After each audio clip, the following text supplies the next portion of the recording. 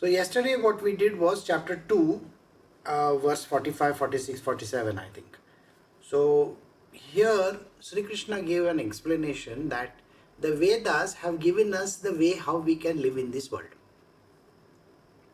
It is basically like a operational manual, operational manual. Everybody has an operational manual. So you have to work like this, you have to do this. If you do this, you will get that, so on and so forth. But the operational manual is only committed to a certain thing in the company. It is not at all responsible for how things work otherwise. So if you follow the book, you will get certain benefits. This is understood by human beings. So if you follow certain rules and regulations in this world, you will get certain benefits as per the scriptures. But these benefits which come to us because of following the particular scripture is not going to lead us to permanent happiness. Is not going to give us anything which is going to be longer lasting. It's a temporary thing. I may ask for, say, give me 1,000 rupees. So God will give you 1,000 rupees. What is going to happen to 1,000 rupees in one day? It's going to get blown up. So it is exactly like that. Nothing comes and stays with you. So likewise, in the same way, suppose you ask for relationships. Relationships are going to last for, see, earlier I could have said for years, 20 years, 30 years, 50 years. But today, even 20 hours is not enough. Like it can be less than 20 hours. Okay, so you don't feel like being with that person. So even relationships are become so, worn out, like in a shortest duration of time. It's just like our phones. Phones get replaced very fast. Every year some new phone is going to come and you will replace that one with a new one. So relationships are that. So even if you ask the God for relationships, it's going to be very temporary. Because the age itself demands like that, the yuga is like that. So what is permanent in this world? So you can't get anything permanent. So if you ask anything from any deity, God or whatever, it's not going to come. Even if it comes, it's going to be temporary and it's going to get vanished very fast because it is in the domain of Prakriti. This you got to know. Then, what happens over here is, if you are enlightened by chance, okay, then all these scriptures are of no value to you. You can chuck them away. It's like, think about it. You have just become a graduate. You have become a graduate, you have done your engineering and something like that. What do you do with your books after that? So you take your books and either you sell them or give it away to somebody or say, what is the point? So this is what happens. So knowledge by itself is of no use. The Vedas themselves become redundant in the hands of enlightened people because it is of no use to them. Then lastly, what we discussed was that you have to do some things in the world which are very, very critical and which are important that you got to do. This is called the duty. A duty has to be performed, but never, the focus should never be that I am going to get something out of it.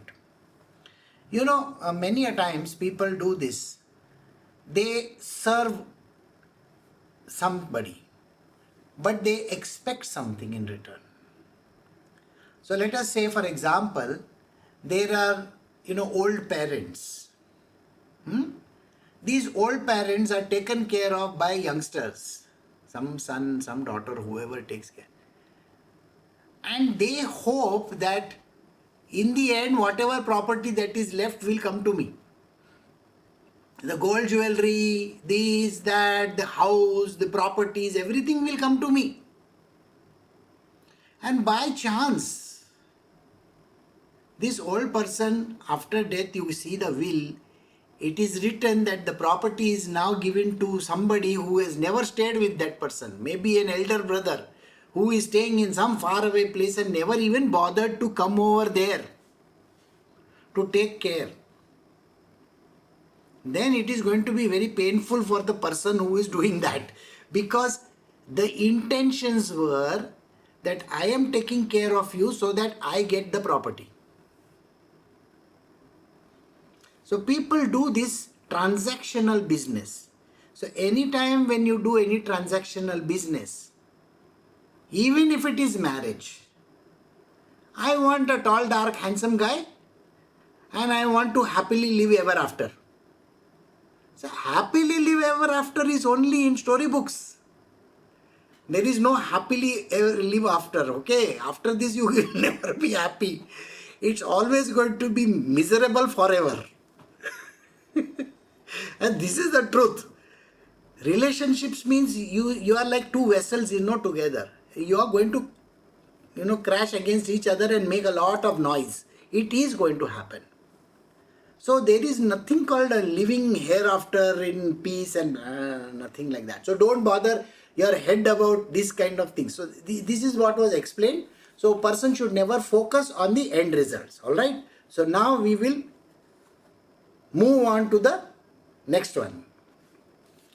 So we are doing chapter 2 verse 48 from the Bhagavad Gita. Arjuna, perform your duties established in yoga, renouncing attachments, and be even-minded in success and failure. Evenness of mind is called yoga. The definition of yoga is there in the Bhagavad Gita. This is the definition. Shri Krishna says, when you have evenness of mind, when you have equanimity of mind, that is called yoga. Yoga doesn't mean any physical activities. It doesn't mean sitting in meditation. It doesn't mean anything else.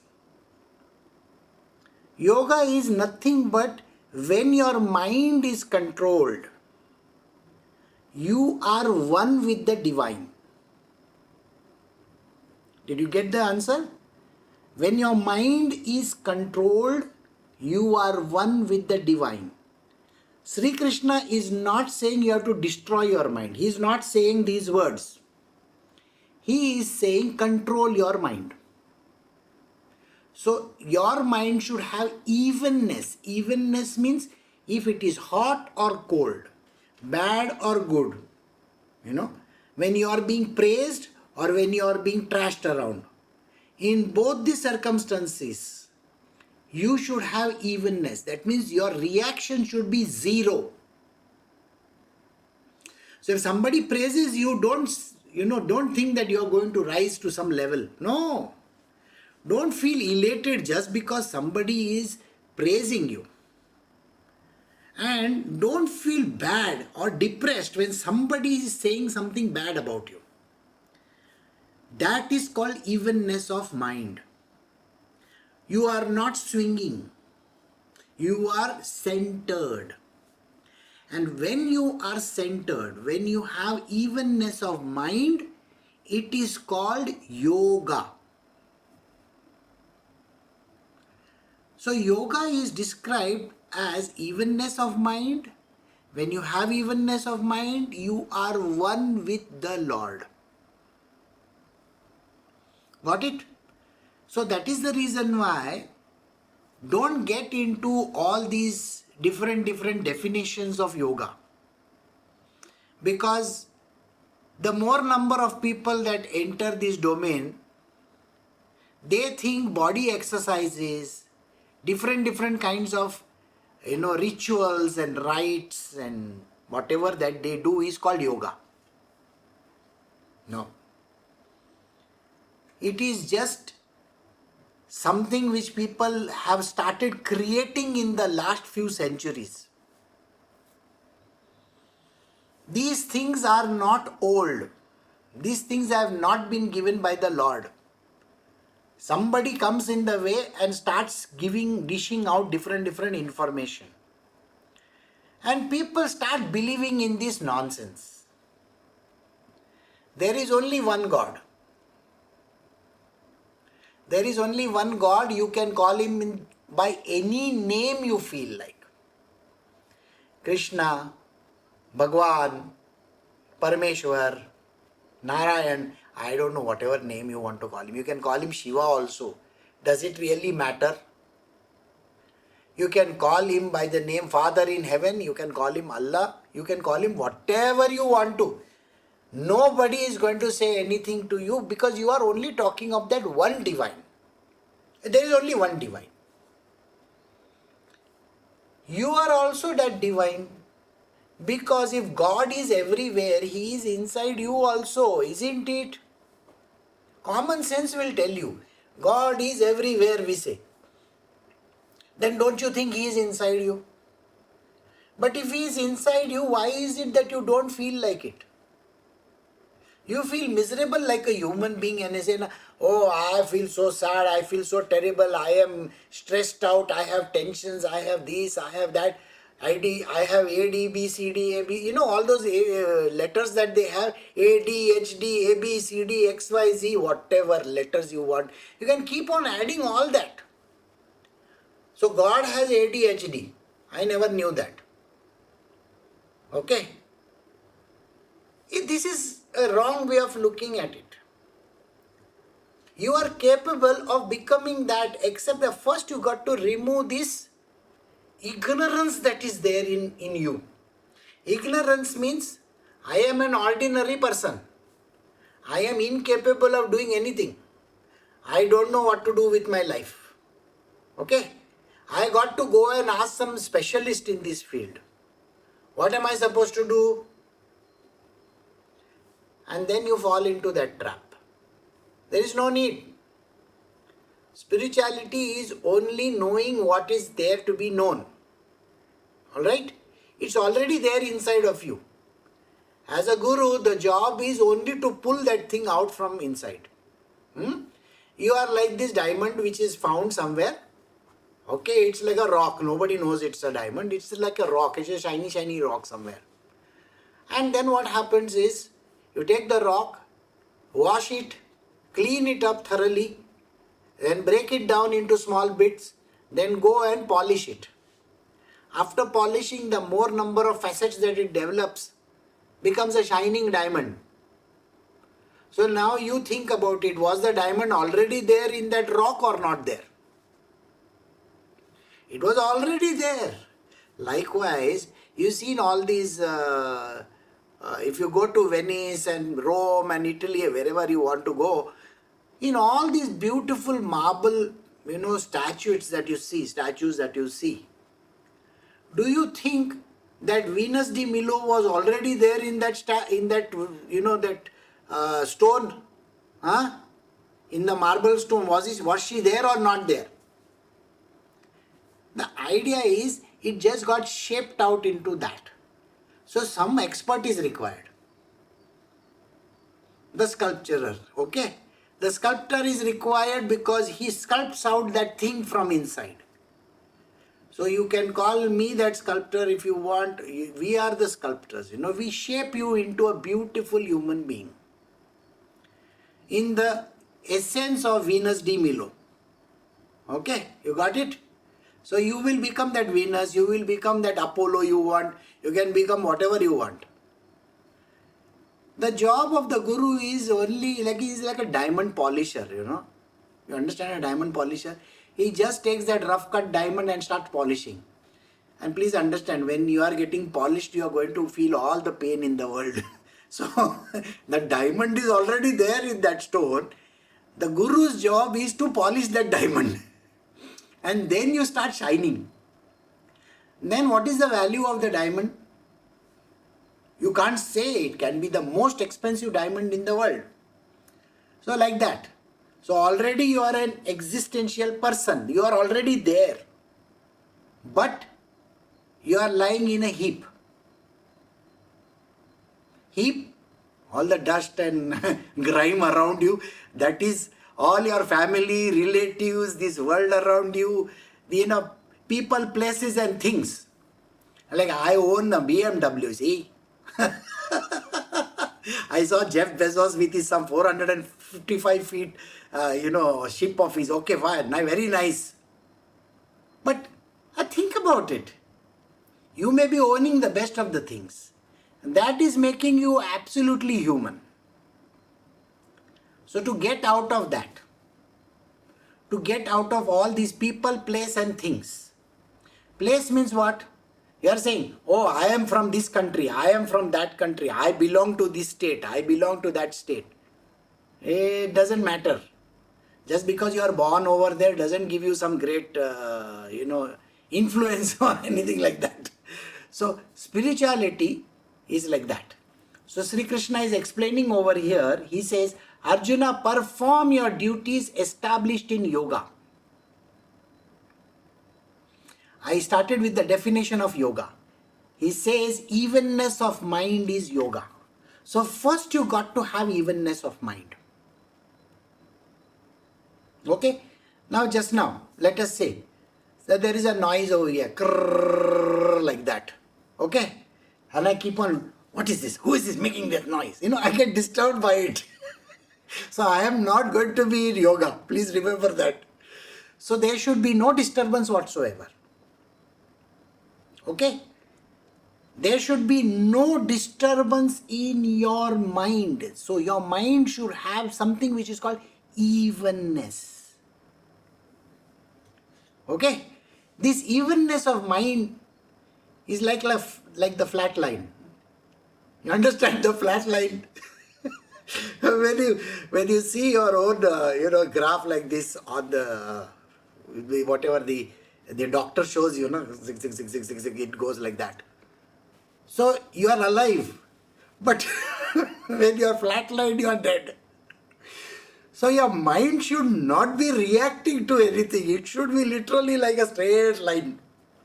Don't react to anything. Let the world do what it wants. It can praise you to the heavens. You can be the worst person in earth also. People can call you names. Still don't get disturbed. This is what he means. Those who perform their duties with an undisturbed mind should not be disturbed. That is called yoga. Got it?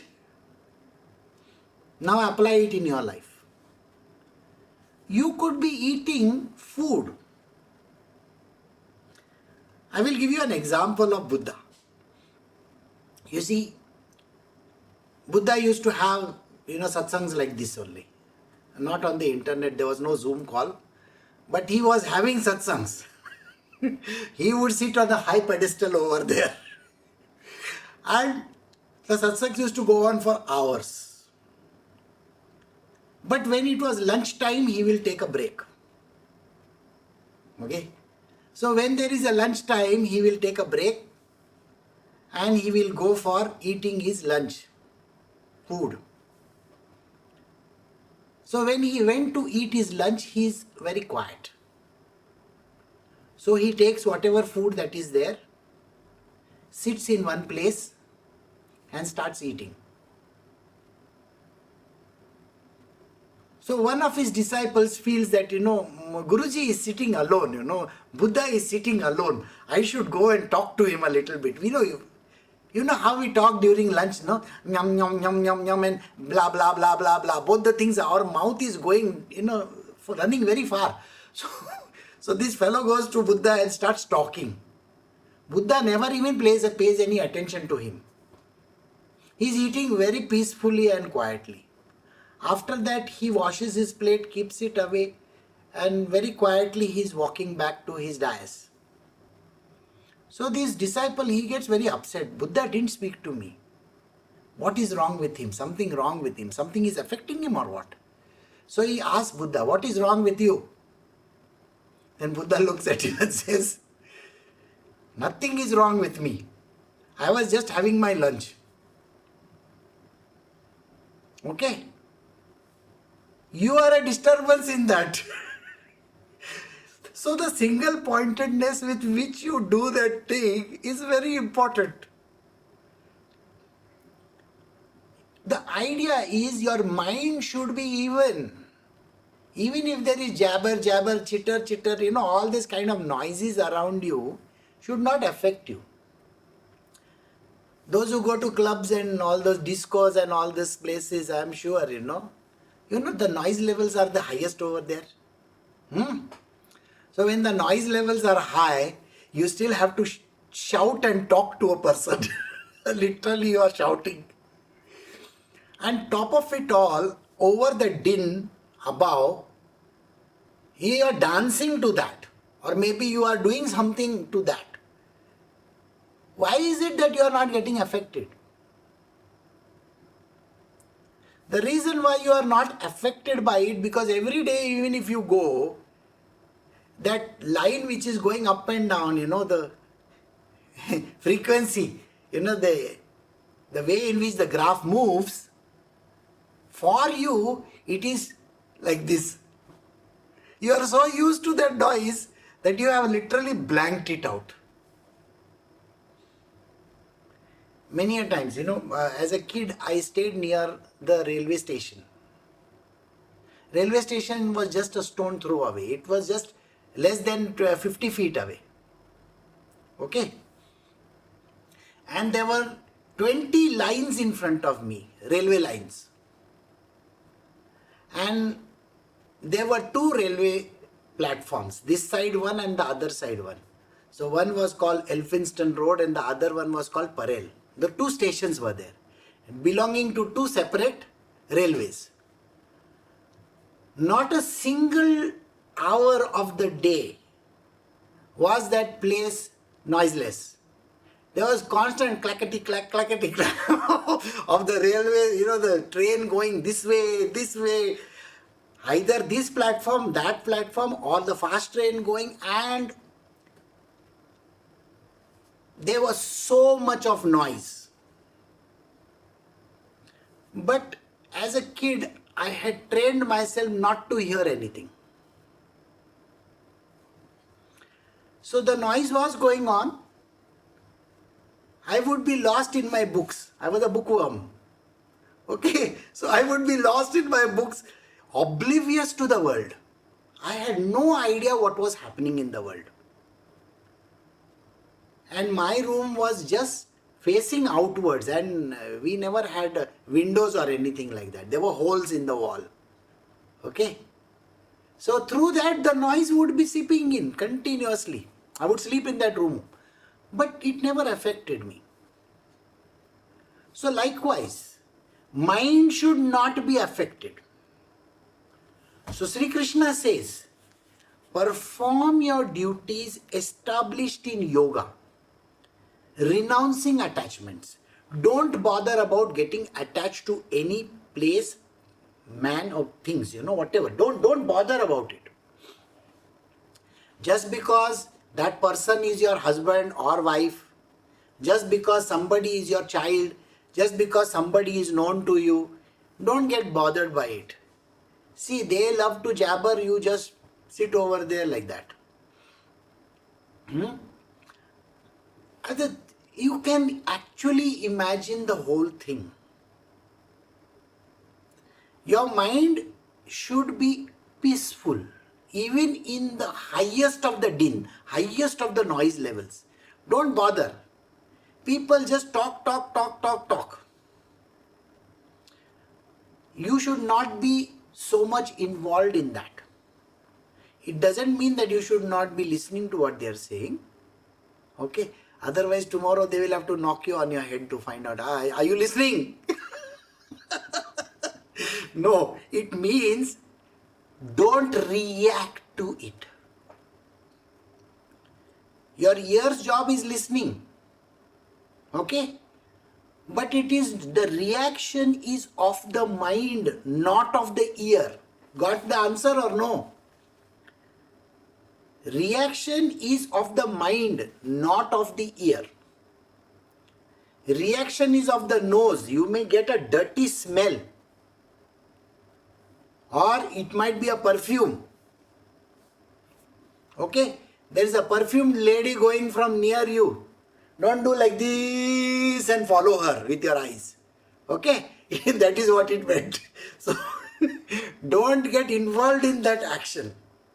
So it's like that.